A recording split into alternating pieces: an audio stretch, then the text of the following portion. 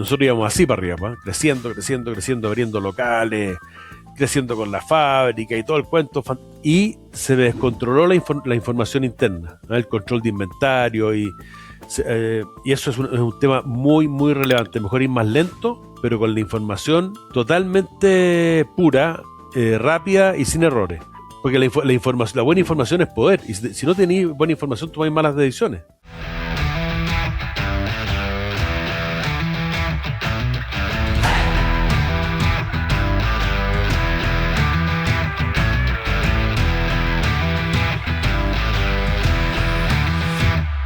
Hola, ¿cómo estás? Soy Daniel Kilof y te doy la bienvenida al Transportador Global, el podcast donde exploramos historias reales de quienes se atrevieron a importar, emprender y transformar sus negocios. En cada episodio conocerás experiencias auténticas de empresarios que enfrentaron los desafíos de la logística y el comercio internacional.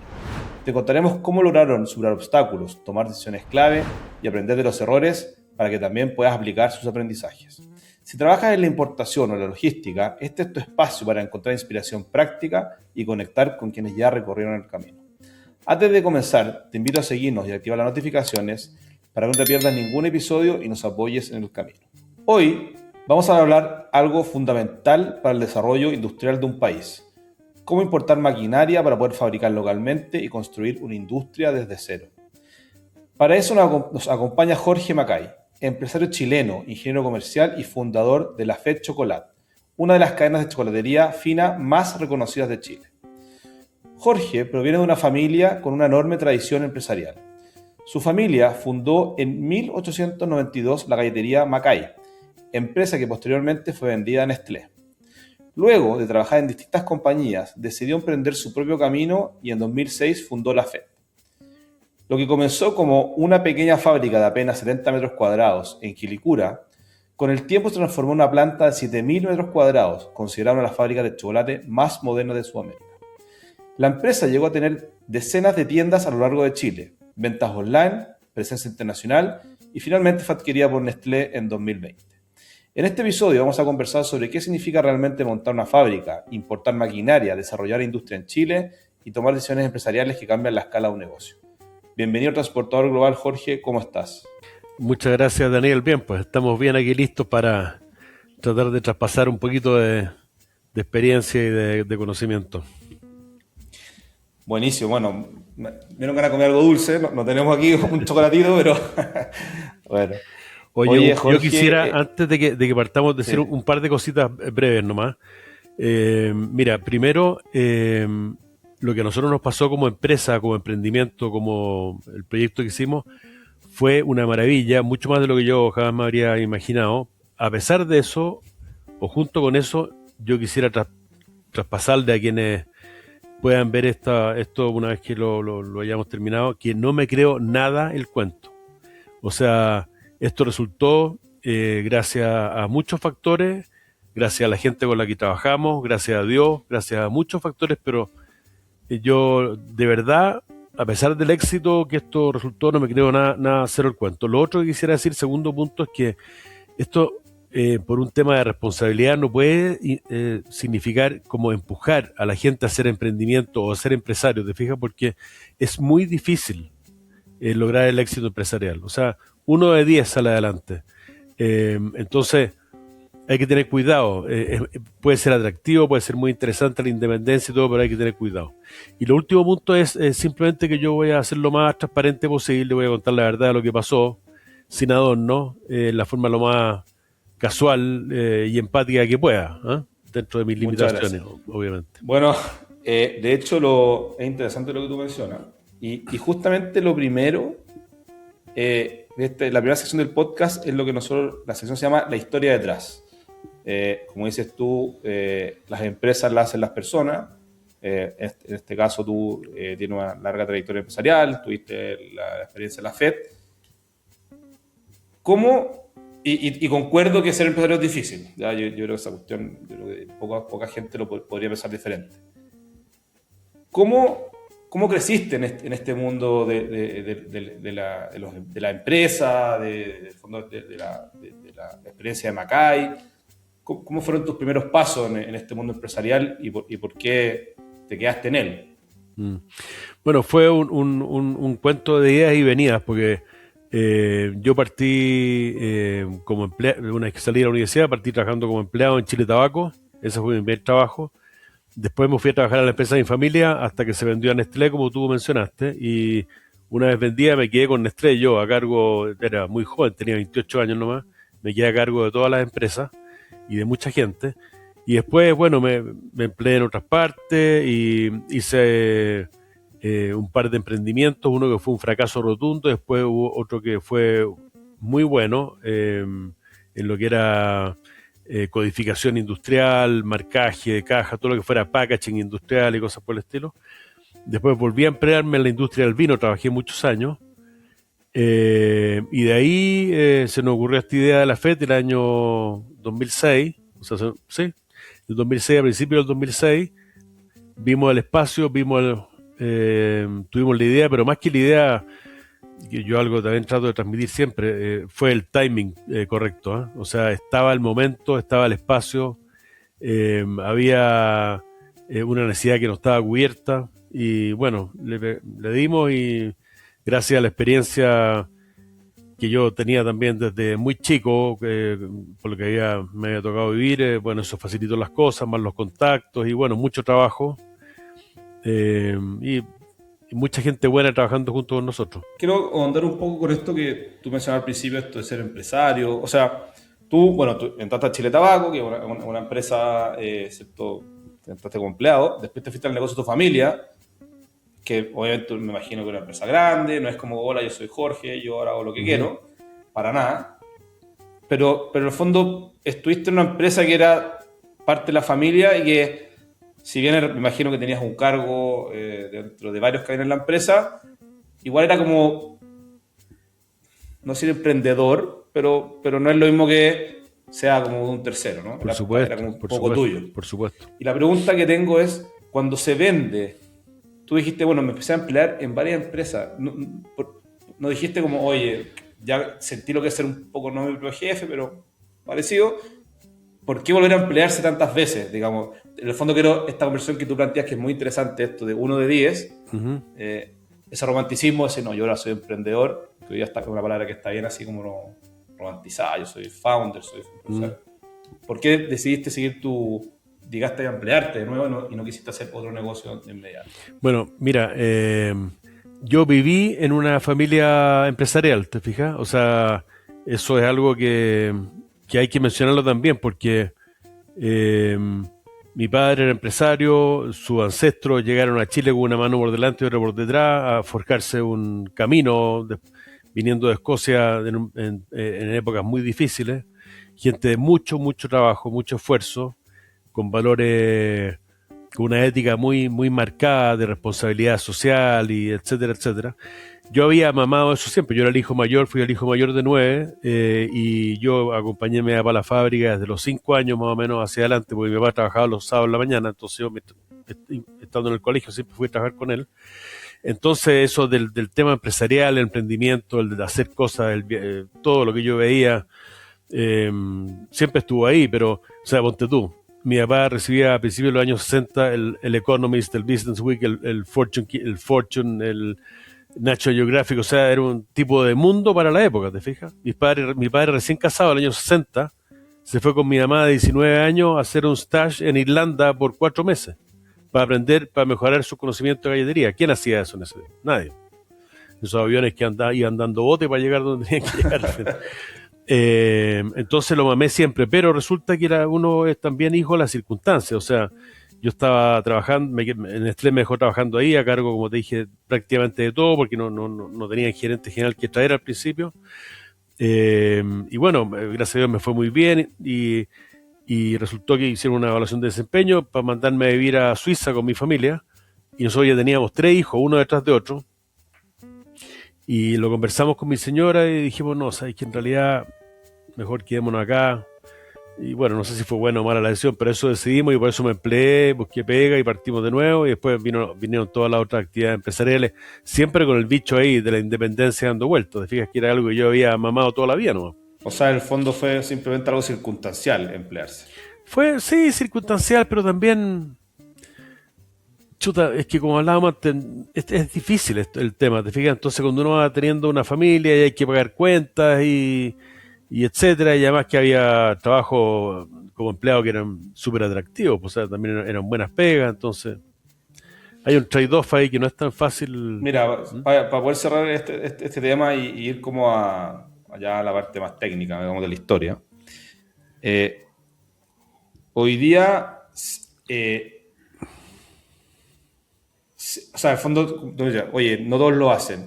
Es para todos emprender, es para todos tener un negocio, todos lo deberían intentar.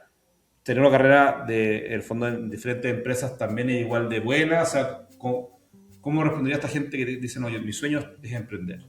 No, no, por ningún motivo. Por eso dije al principio que yo no quería empujar, no quiero ser como el ejemplo así, oye, hay que ser emprendedor, hay que ser empresario. No, no. Eh, Primero hay que tener cierto carácter, habilidades, cierta disposición al riesgo, capacidad de liderazgo, creatividad, capacidad de trabajo fuerte, muy fuerte. Eh, hay que tener un carácter o parte de un carácter especial. Hay que descubrir el timing y la idea y qué hacer antes de cualquier otra cosa, ¿te fijas? Y es igualmente válido poder ser un buen empleado en la vida, ¿por qué no? Pues, o sea, sí, son caminos distintos nomás, o sea, no es menos ni más uno que otro, sino que son caminos distintos, igualmente válidos. Lo importante es hacer las cosas bien y tratar de ser feliz, ¿no? Y hacer feliz a los demás. Pasando a la parte más técnica, bueno, tú, que en el fondo, cuando, bueno, la época de tu padre que tú contabas, de la fábrica, bueno, en una época que la importación era bastante más pequeña, se fabricaba bastante más en el país, y con los años se fue abriendo el tema del comercio internacional, y no sé si estás de acuerdo conmigo, pero Chile prácticamente es un país importador neto de consumo. O sea, exportamos bastante materia prima, pero prácticamente todo lo que se consume es importado. Obviamente la industria del alimento, por lo natural, tiene más fábrica acá, pero en general somos un país importado. No, basta ver la cantidad de Eh, barcos con contenedores vacíos que hay que mandar de vuelta para afuera. claro. Entonces, no hablando específicamente como el chocolate, sino el concepto de desarrollar fábrica en Chile. Eh, ¿Cómo, cuando tú decidiste, bueno, voy a hacer un negocio del chocolate, tú tenías, por ejemplo, en la cabeza todo lo que era armar una fábrica, maquinaria, y hacer toda esta importación de tecnología, echarla a andar? O sea, porque alguien podría decir, pensando en los que quieren hacer un negocio, dice, oye, me meto a China, me lo mandan listo y lo vendo nomás. Pero tú decidiste, por tu experiencia, ir a fabricar. Entonces, ¿cómo ves ese concepto en el Chile de hoy de fabricar, junto con considerando la apertura que hay global, digamos, para alguien que está pensando hacer un negocio? A ver, es que en el caso de nosotros, pero ni siquiera lo pensé, la otra posibilidad. Por varias razones. Una, porque era un alimento perecible, eh, que había que vender con la mayor frescura posible, entonces había que tener control del FIFO y de todo ese asunto muy, muy a la mano. Eso siempre me imaginé que iba a ser así. Lo otro tenía la ventaja que te contaba antes, que yo sabía de fábricas, te fijas, de armar fábricas, había visto todo eso desde chico, de qué se trataba, te fijas, entonces a mí no era una barrera para nada, incluso se transformó en una gran fortaleza con el tiempo, eso. ¿Eh? Nosotros terminamos teniendo, yo creo que, de todas maneras, una de las fábricas de chocolate fino más modernas del mundo, pero de todas maneras, en Chile, que es una cuestión bien notable. Y habiendo partido con un tallercito, como tú dijiste, de 70 metros cuadrados, o sea, y lo logramos porque estábamos convencidos de que era la única forma. O sea, además que hay un tema que eh, nosotros, el mundo es muy abierto en la industria está en términos de materias primas y todo, entonces una forma también de cubrir los márgenes del negocio era fabricar uno mismo, ¿te fijas?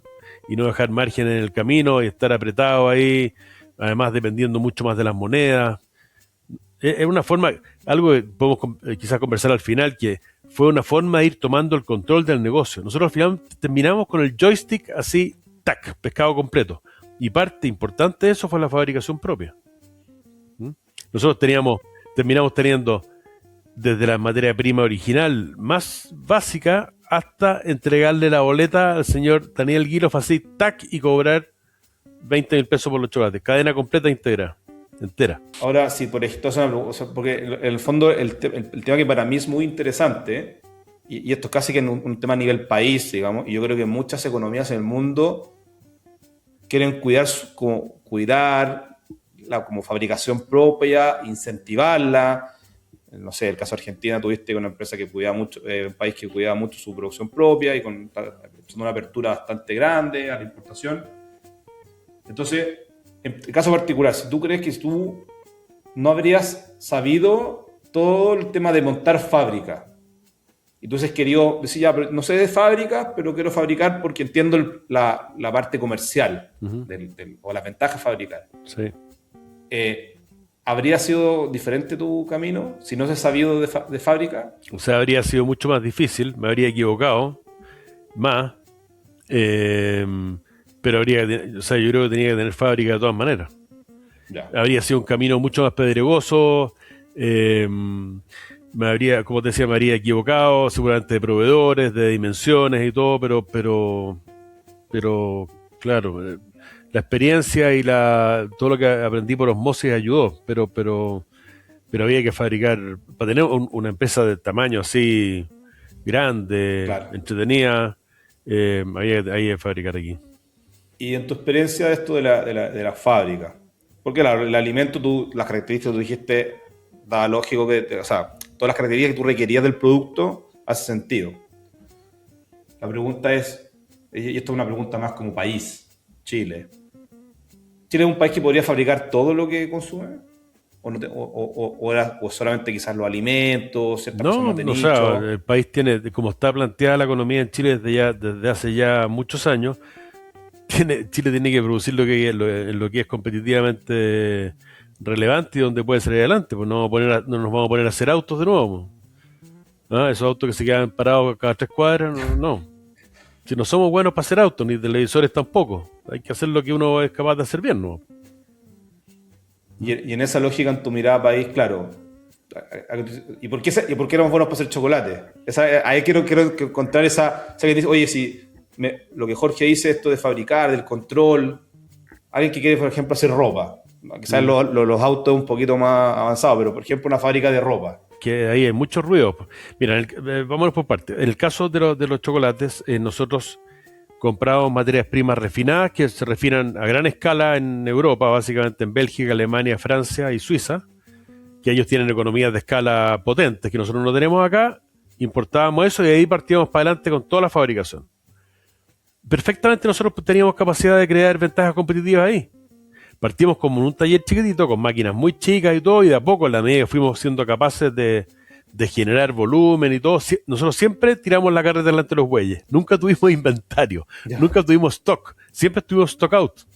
Tuvimos 16 años sin inventario. Era siempre inventario fresco, fresco, fresco, FIFO así manejado, pero a la perfección. Entonces, y siempre agregando maquinaria de última generación que íbamos conociendo por todo el mundo, qué sé yo, etcétera. Así, o sea, ahí pudimos crear ventajas competitivas importantísimas, porque teníamos una fábrica súper eficiente, pero estaba totalmente orientada al mercado. En el caso de la ropa, la cosa es más complicada porque se necesita más masa, yo creo, más volumen. Hay países donde para bien o para mal, se ha creado una especialización muy grande en ropa a muy bajos costos. Digo para bien, para mal, porque son industrias con ruido, o sea, hay un tema de contaminación, hay de sueldos y de varias cositas entre medio. Exacto. Pero hay otras industrias, no sé, por ejemplo, no sé, tantas más.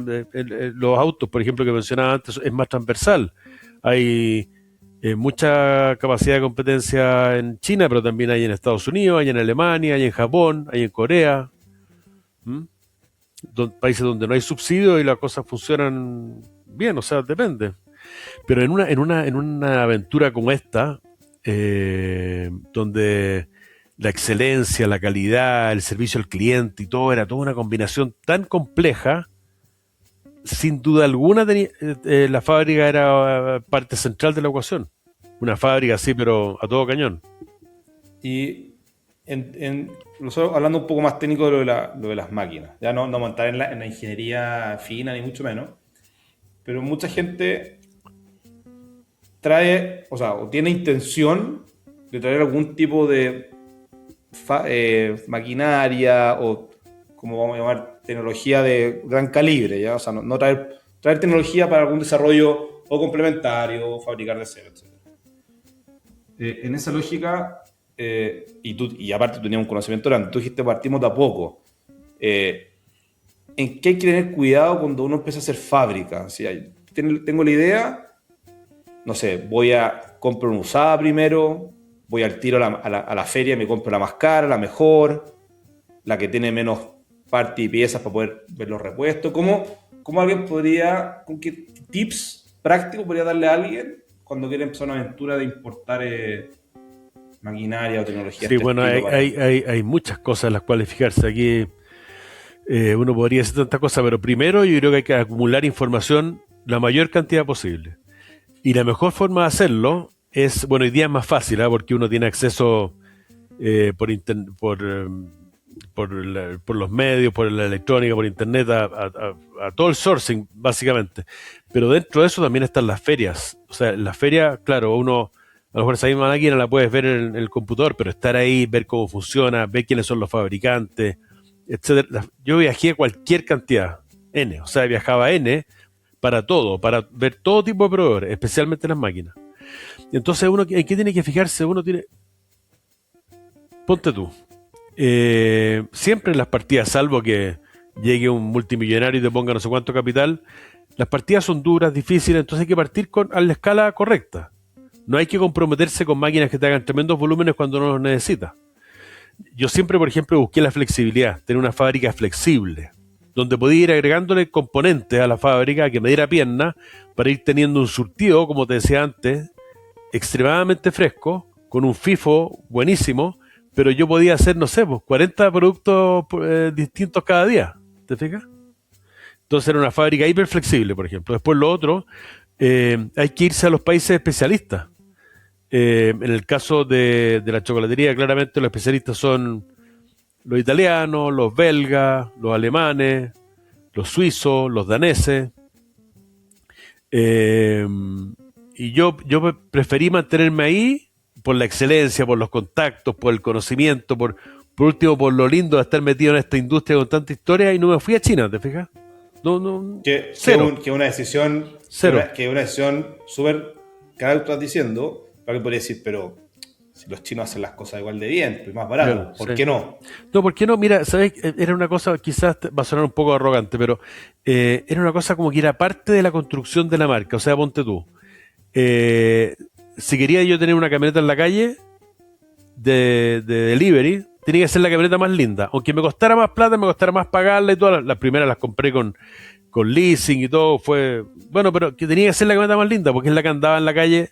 Y esto la historia para que fuera de verdad tenía que cubrir todo el espectro, ¿te fijas? Y tú entras a la fábrica hoy día, ahora ya que no es mía, pero sigue siendo igual de linda, es una joya, es una belleza completa. Igual de lindo como es el packaging o son los chocolates, ¿te fijas? Es una joya. Todas las máquinas blancas, preciosas, todo en línea, la mayor tecnología, se ve desde arriba, preciosa, puras mujeres trabajando lindas ahí. No, sí, es una cuestión fantástica, es un sueño. Entonces, ese sueño es súper interesante eso que tú mencionas. Hay algo de verdad detrás. Hay algo de verdad detrás. No tiene chispazos esto, ¿te fijas? No tiene cosas que eslabones de la cadena que no concuerden. La relación con los proveedores es buena, muy buena. La fábrica es preciosa y es buen ambiente de trabajo.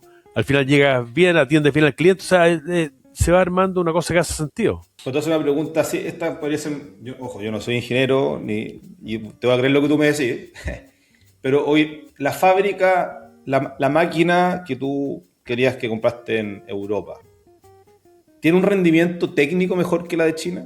Fuera de la parte de cómo se ve. No, o sea, yo creo que en esta industria todavía sí.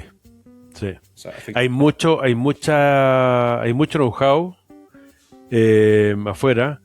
ese tema de la flexibilidad que te mencionaba yo es difícil de lograr y no son máquinas así que de producción masiva que uno le meta nomás y con todo para Claro. adelante, sino que son cosas más, son máquinas delicadas. Eh, Tú O sea, necesitas, tecnológicamente son mejores. sí, son tecnológicamente mejores y tienen dueños detrás, ¿sabes? Esa es una cosa bien importante. Los fabricantes de maquinaria en esta industria tienen dueños, entonces si uno tiene un problema, llama al compadre que tú conociste y te va a responder. Ahora hay telemetría, es más fácil, hacer todas las cosas se hacen en forma virtual, o la mayoría, pero igual siempre hay alguien detrás. Empresas europeas familiares que llevan 50, 80, 100 años haciendo lo mismo, ¿te fijas? Eh, Todo el mundo se conoce. Hay un cuento que además hace que sea entretenido el tema. Y cuando tú, bueno, tú dijiste yo empiezo con más chiquitito, una máquina, una fábrica más chica, yo me preguntaría, chuta, ¿y qué pasa si se me echa a perder? Pero hay que tener dos máquinas, una y una de backup. ¿Cómo? Porque cuando ya uno ya está grande, yo decía, bueno, tengo respaldo, pero cuando está partiendo, es como, al final es como en la máquina o no compro un camión para despachar porque se me echa a perder el camión. ¿Cómo en el caso de la fábrica tú decís, estás partiendo, qué pasa si se echa a perder? ¿Tenías algo de backup, Sí, no, repuestos? en la partida, bueno, de nuevo, lo que hablábamos antes del capital de inversión, nosotros partimos con los ahorros nuestros de profesionales, mi socio y yo era el único que trabajaba en la empresa, pero mis socios estuvieron siempre al lado mío, invertimos lo mismo, eran nuestros ahorros de profesionales, teníamos familias grandes, todos, tanto ahorros no teníamos tampoco, entonces había que irse piano piano porque no íbamos a tomar deudas locas, ni no íbamos a hacer ninguna lecera, entonces partimos chiquitito nomás y si se nos llegaba a pasar algo en la máquina, estábamos encima de ella haciéndole mantenciones todo el tiempo, cuidando todo como de la mejor forma posible, pero y después ya empezamos a tener más backup y más cosas que nos fueron acompañando, pero al principio, ¿Hay que entender de ingeniería o de máquina o de repuesto de tuerca para poder fabricar? sí, para tener una fábrica sí hay que entender. Sí, hay que entender o rodearse un poco de gente que entienda. Yo tenía la suerte que yo tenía esa afinidad, pero también ya con el andar del tiempo, cuando la empresa creció, éramos, no sé, pues 750, 800 personas al final. Yo no podía estar tanto metido en las máquinas, estaba No, mucho más pero tú delegado. al comienzo tú sabrías mirar una máquina y decir, mira, hay que ajustar aquí, el problema del rodamiento, el problema de esto, o sea, Sa- tenías ese conocimiento. Tenía el conocimiento, pero igual siempre para el trabajo, bueno, después al poco andar ya el trabajo más duro y fino ahí, teníamos mecánicos que estaban detrás de eso, ¿te fijas? ¿Mm? Oye, al final, bueno, te voy a hacer otra pregunta más logística y después ya quiero empezar a conocer ya un poco más de la historia y cosas que te hicieron exitosos en la FED. Tú hablas de los insumos frescos, ¿ya? Y que eso sí tú los importabas, ¿ya? Bueno, las máquinas las importaste, ya hablamos de eso, pero tú mencionaste el insumo sin stock por 16 años, dijiste, Sí, ¿no? o sea, no insumos, sino que de producto terminado. Siempre estuvimos pillados con el producto terminado, porque era tan al hueso el FIFO que llevábamos, que era una gracia, porque teníamos mucho menos capital de trabajo inmovilizado, Claro. ¿no es cierto? Y siempre con el inventario ahí muy a Pero juego. era por un tema de la capacidad de la fábrica, de ustedes cuidar el producto o porque importaban poco. No, no, no, Pues no, no. Era por ser eficiente, teniendo el menor capital de trabajo posible, la menor cantidad de plata inmovilizada posible. eh, y lo otro por obligarnos a tener tanto en los locales como en la fábrica, en toda la cadena de distribución, eh, producto hiper fresco. Y con las materias primas, lo mismo, teníamos un programa donde íbamos calculando exactamente, bueno, pues, el año se mueve en forma dispareja, ¿no es cierto? Una cantidad de materias primas, un buffer atrás, lo más cortito posible, para de nuevo tener un capital de trabajo eficiente y trabajar con bodegas un tamaño razonable y no tener productos del inventario que no sirvieran para nada, porque esos son peligros de la industria del alimento, que realmente uno tiene un inventario de 100 y resulta que puede usar 40 nomás. Nosotros teníamos el 100% del inventario utilizable. 100%. No teníamos nada que perder. de hecho, Jorge, nosotros con los clientes que tenemos en CES, y yo personalmente siempre trato de traspasar que comparto sobre el capital de trabajo, es el pensamiento de nuestros clientes. Y claro, me dice, oye, me salió una oportunidad, voy a traer 10 contenedores y me sale mucho más barato, lo que sea, en vez de traer poco por avión, mucho en contenedor. Pero claro, se te puede vencer, pues, ¿cómo se llama? Igual hay una bodega grande y gente. Entonces, lo que encuentro interesante de usted es que teniendo la capacidad de traer más y fabricar más, dijiste no, capital de trabajo, que al final es lo que mata a un negocio. O sea, muchas veces las empresas y los negocios no salen adelante no porque sean una mala idea o un mal negocio en sí, sino que porque los mata el capital de trabajo. Porque tú vas creciendo y se te queda más plata en la calle, en las cuentas por cobrar, en las materias primas, en lo que tienes que pagar, que tú acabas de decir, de la operación, ya sea los arriendos de la bodega o lo que sea, etcétera. Entonces hay que tener mucho cuidado con eso. El capital de trabajo de nosotros equivalía a un mes de venta, imagínate. Completo. Nada. Te estoy hablando, Nada. completo, imagínate. Entre un mes y un mes y medio. Oye, y en la parte, particularmente en la parte de la importación del insumo, me imagino que lo hacían de a poquito, por avión, rápido, para que el producto estuviese No, lo no, menos no, no. posible, o No, traían todo por barco, igual. no, no tanto, no. Yo diría el 95% lo traíamos por barco, pero eran generalmente contenedores, bueno, para los insumos húmedos, así me refiero a materias primas que iban en el chocolate mismo, eran generalmente contenedores de 20 pies reefer, que nos permitían tener bodega más acotada y tener un timing de envío más rápido. Y para los productos secos como packaging y cosas por el estilo, eran contenedores más grandes y también con programas de entrega. Oye, pasando un poco, Jorge, a la historia ya del éxito de la FED, bueno, hemos tenido una parte más técnica, fabricación, importación, y de verdad me quedó muy pegado, tú dijiste, en la camioneta, la fábrica, eh, tiene que tener el mismo valor de la marca, que sea premium. No, todo tiene que verse igual de premium, lo cual me parece una visión súper, súper buena y que yo creo que pocos la tienen, porque claro, yo tengo una marca afuera que es muy bonita, pero para adentro trato de fabricar lo mejor posible.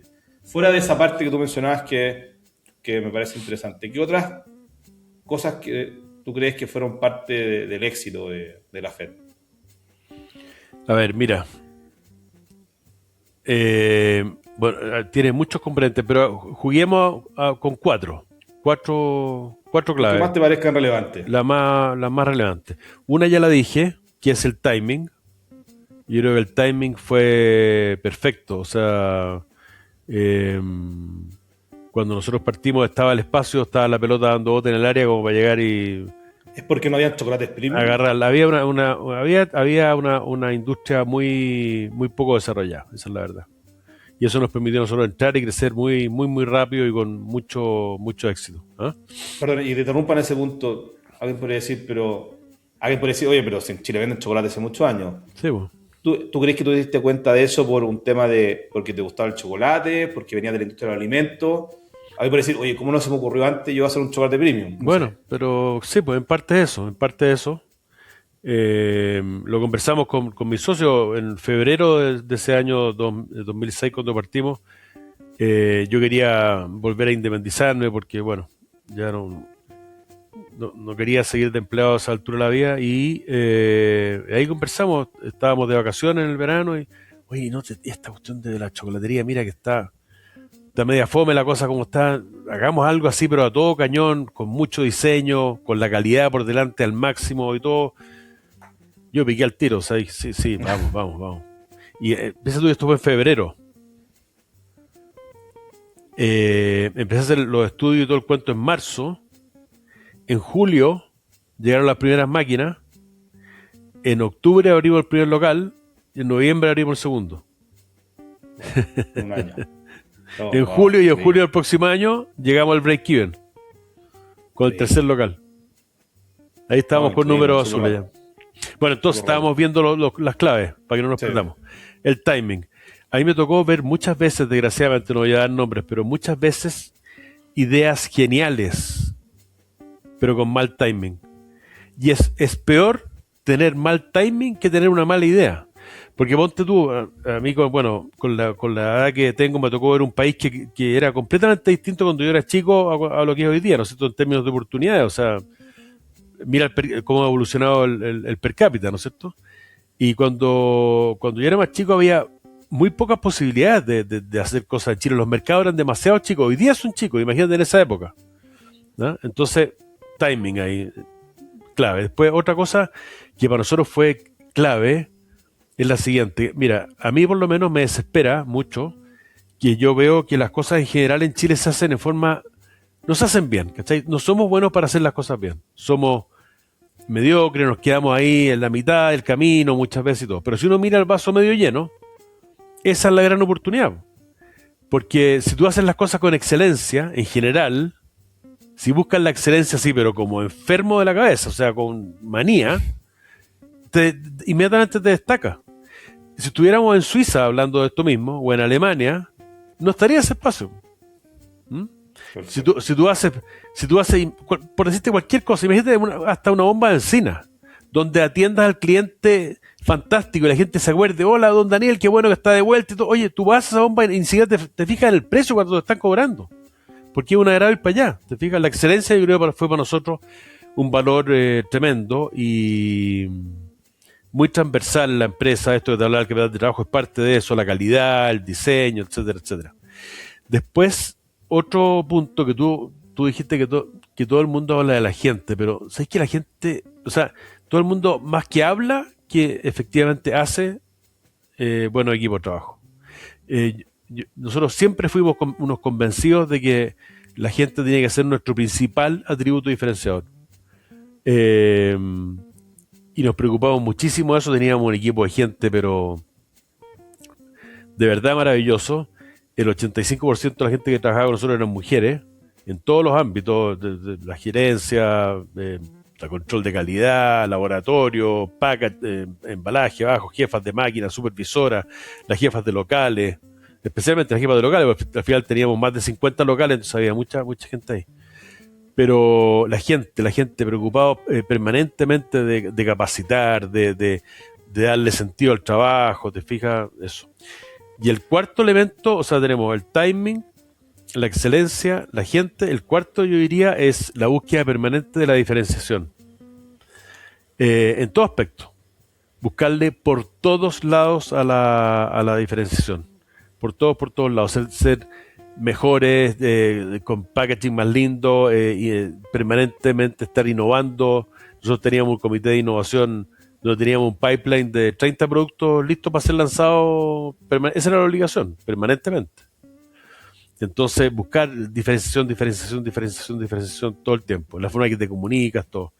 Y dentro de eso que hablaba de la gente, está el tema del propósito también, ¿eh? Que no lo mencioné dentro de los cuatro, porque para concentrarme, pero tener una empresa con propósito también es bien importante, ¿eh? Que la gente vea que la empresa es una instancia de crecimiento, sentirse orgulloso del lugar donde uno trabaja, darse cuenta de que uno está haciendo un aporte para el país, sentirse orgulloso del producto que vende, etcétera. ¿Mm? Oye, Hay más cosas que uno puede decir como claves del éxito, pero yo para decir cuatro dije esas cuatro. ahora, momentos difíciles, me imagino que no todo fue color de rosa en esta experiencia. Momentos difíciles que te marcaron, tú dijiste, chuta, tú no sé por de la quiebra, pero momentos difíciles que tú dijiste, chuta, la vi negra, hice esto, aprendí esto, que me ayudó a dar un salto. Sí.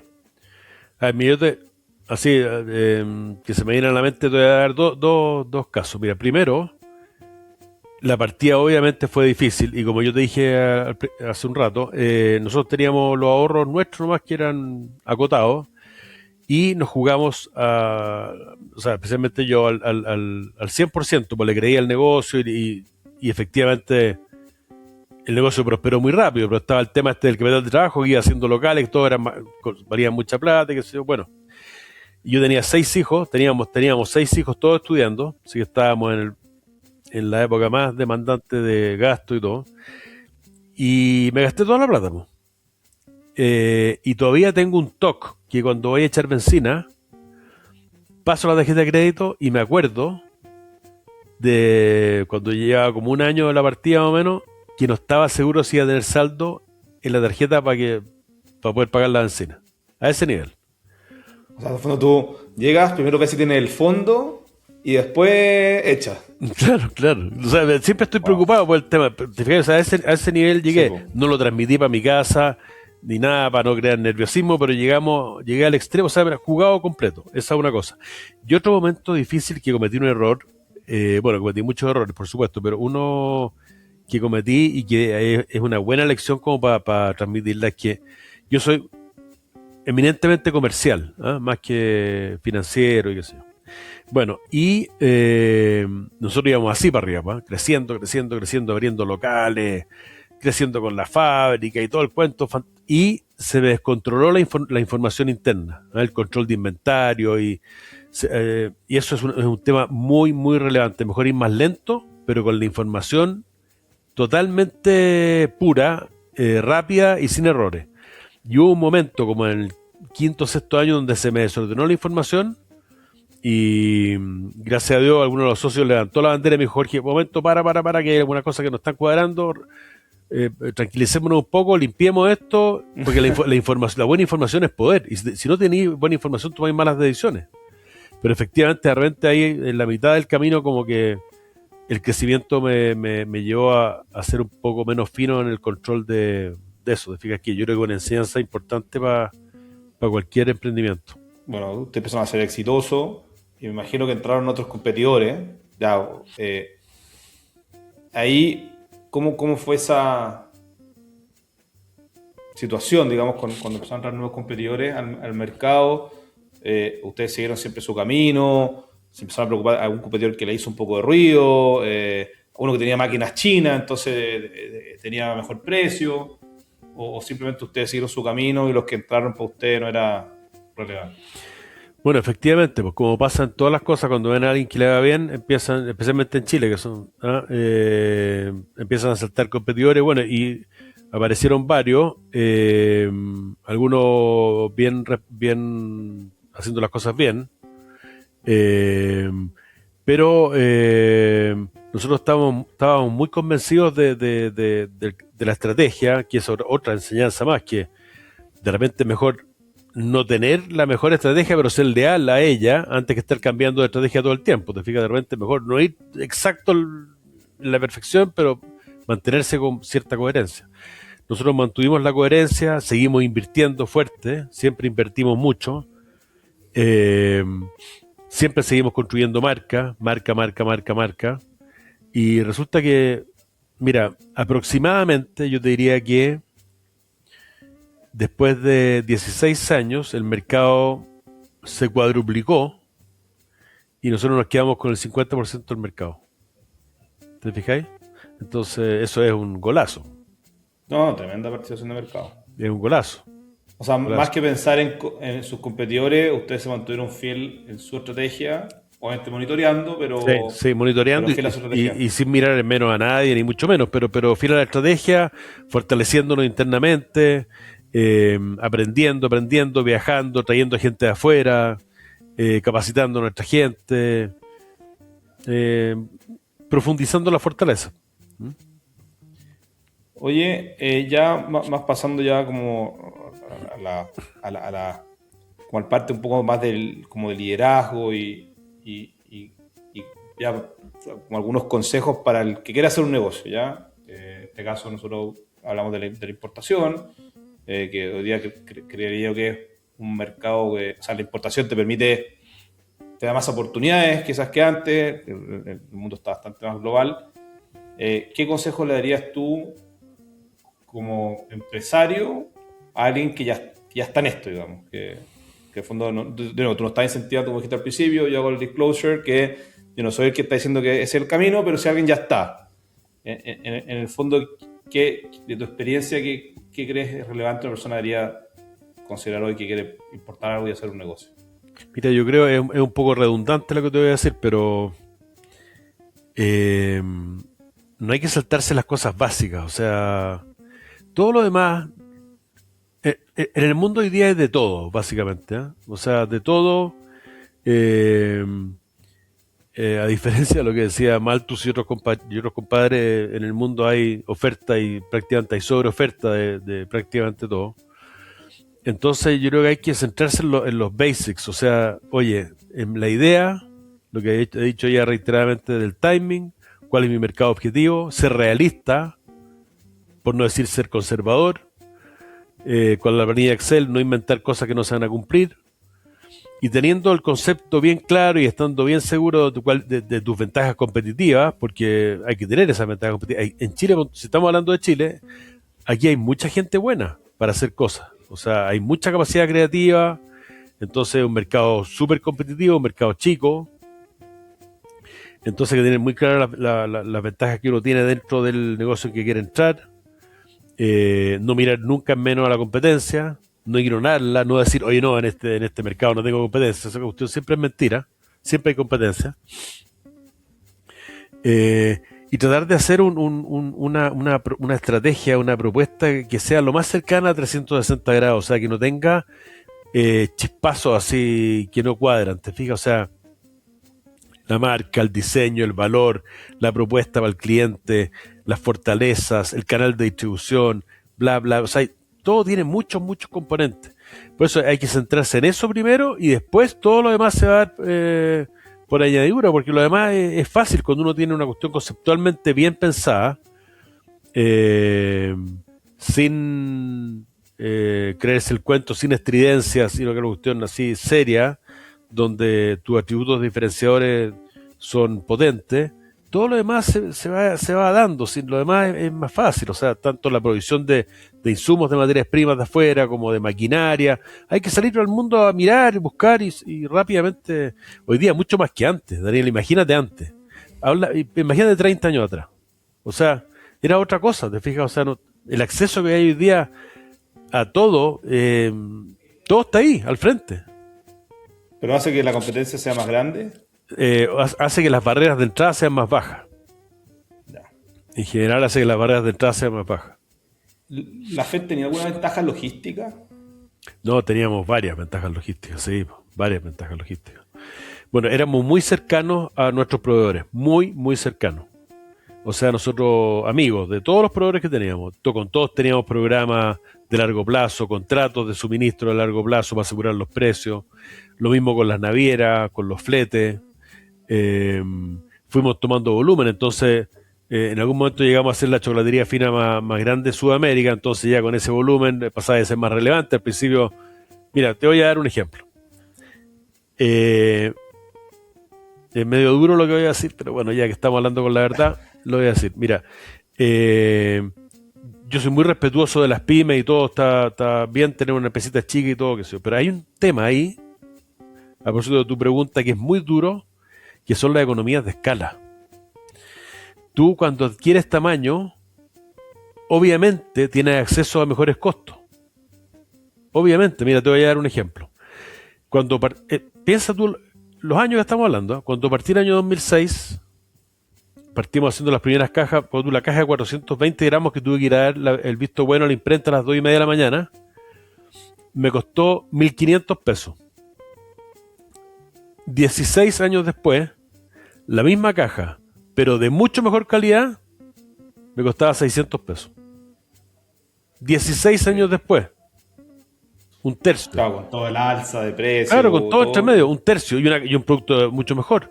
Entonces ahí las economías de escala, que son parte de este tema logístico, de eficiencia y todo, son muy relevantes, son muy, muy relevantes. El poder traer contenedores grandes, full, completos para ti, no tener que estar consolidando con todos los costos que eso implica.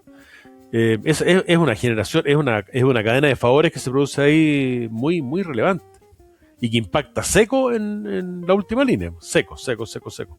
O sea, en el fondo el desarrollo logístico, por decirlo así, cuando uno parte un negocio y dice, voy a partir, como que la proyección de los mejores márgenes de tu negocio no solo viene por vender más, sino también mejorar tu escala. Por Y no supuesto. decir, como fabrico poco, tengo mala economía de escala, voy a vender carísimo y al final no hacer negocio. No, claro, claro, claro.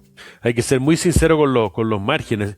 Eh, Ponte tú en el retail, que era donde nos movíamos nosotros, había necesariamente que tener márgenes buenos para poder pagar todo el costo del retail, que es muy, muy alto, ¿te fijas? Entonces eso es algo que hay que sincerar. Y en la partida, esto que hablábamos de de las eficiencias básicas en tanto en lo logístico como en las compras y todo. Hay que tener presente eso, entonces hay que decir hasta dónde uno va a apuntar, si uno va a poder crecer y todo, y si uno crece, las economías de escala que van apareciendo, la relevancia, en los costos, pero también en la innovación, en el acceso a la innovación, en el que te dan más pelota en los nuevos desarrollos, se va produciendo un círculo virtuoso muy grande, ¿te fijas? Oye, Jorge, pasando a la última sección, que nosotros en este podcast le llamamos lo que realmente importa. Ya tú has dicho varias cosas Mm. muy interesantes, pero si tú tuvieras que dar un solo consejo a la gente que nos escucha, el más importante. Es difícil que sea uno solo, ¿eh? Pero Ese es el desafío. mira, yo creo lo que mencioné antes de la búsqueda de la excelencia es súper relevante en todo ámbito. Otra vez el timing, hacer solamente tirarse a la piscina si el timing se ve claro. Eh, el rol de los dueños, fíjate que el rol de los dueños es muy relevante. O sea, si están los dueños metidos y les duele la guata cuando pasa algo malo y todo, eso marca la diferencia. Porque nadie como el dueño se va a jugar la vida porque las cosas salgan. Las empresas más grandes dejan pasar patos volando por todos lados. Las empresas con dueños, aunque lleguen a ser grandes, son distintas. El sentido de propiedad que hay ahí, oye, no, si hay que cuidar estos pesos aquí, hay que preocuparse de la gente en esto otro. La empresa con dueños es más entretenida, es más diferenciada. Los valores también. No puedo decir una cosa, te fijas, son muchos componentes. Una empresa con valores claros también es más fuerte. Valores internos claros, o sea, valores, por ejemplo, los clientes son nuestros ángeles, por darte un valor. Otro valor, la calidad. Ante todo, calidad, calidad, calidad. Hacer las cosas difíciles siempre. Mientras más difícil, mejor. Otro valor, ¿cachai? El respeto interno, a concho. O sea, aquí no se permite, pero ni una gota de falta de respeto, especialmente cuando se trabaja con mujeres. ¿Te fijas? O sea, hay hartas cosas. Buenísimo. Oye, lamentablemente ya tenemos que ponerle un... Tengo 1000 preguntas más, pero bueno, la idea es mantener un largo del capítulo, así que nada, si la gente quiere ponerse en contacto contigo, Jorge, ¿cuál es la mejor forma que pueden hacerlo? Yo creo que por mail, jmacay, o sea, jmckay, @caminocentral.cl. Perfecto. Bueno, muchas gracias, Jorge. Y no, gracias a Un placer ustedes. ver contigo. Todo el éxito de lo que viene. Muy interesante la historia. Bueno, como te decía, tengo 1000 preguntas más, pero bueno, lo dejaremos para otra ocasión. Y nada, todo el éxito en lo que viene para adelante. Igualmente a ustedes, gracias por la invitación, pues que les vaya muy bien. Y así llegamos al final de Transportador Global, el podcast donde exploramos el mundo de la importación, la logística y el transporte internacional con historias de éxito y consejos prácticos. Este programa está auspiciado por CES.cl. Transporta todo lo que necesitas sin complicaciones, con un sistema simple y personalizado que te permitirá hacer tu importación en producto automático. Si quieres saber más, encuentra nuestra página web www.ces.cl. Soy Daniel Guilos, más conocido como el Transportador Global. Agradezco a Elfi y Salva la producción y a Ana en la edición. Y recuerda que si te gustó este episodio, puedes seguirnos para no perderte ninguno de nuestros próximos contenidos. Nos escuchamos en el próximo episodio.